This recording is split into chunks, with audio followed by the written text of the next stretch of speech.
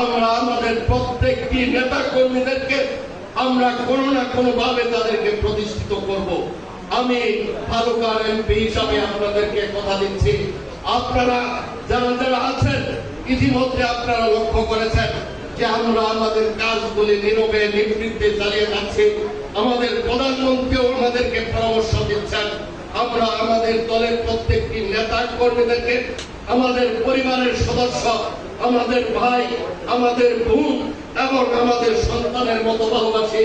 আমরা আপনাদের সকল দায়িত্ব নিয়ে আমরা আগামী দিনে আপনারা যাতে আপনাদের পরিবার পরিজন নিয়ে ভালোভাবে চলতে পারেন তার দায়িত্ব গ্রহণ করব।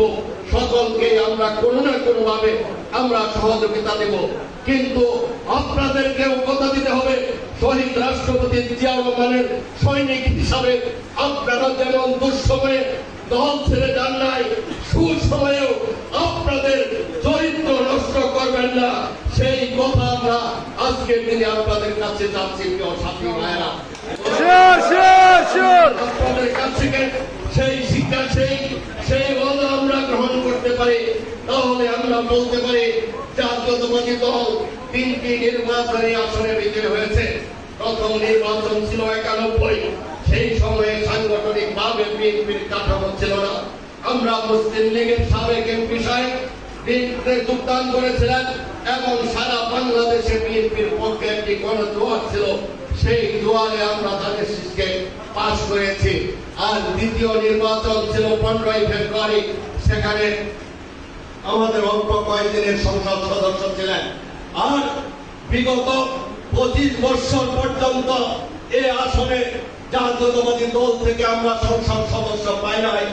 আমাদের সাংগঠনিক দুর্বলতার কারণে আমরা বিগত 25 বছরের ভিতরে আমরা জাতীয়তাবাদী দলকে প্রত্যেকটি ইউনিয়নে, ওয়ার্ডে এবং প্রত্যেকটি গ্রামে গ্রামে আমরা এমন ভাবে সংগঠিত করেছি যে বিগত 25 বছরের মধ্যে আমরা প্রত্যেকটি ওয়ার্ডে ওয়ার্ডে শহীদ রাষ্ট্রপতি জিয়াউর রহমানের শাহাদত বার্ষিকী, পার্টির প্রতিষ্ঠা বার্ষিকী প্রত্যেকটি গ্রামে গ্রামে আমরা পালন করেছি, শত বাধার মুখেও।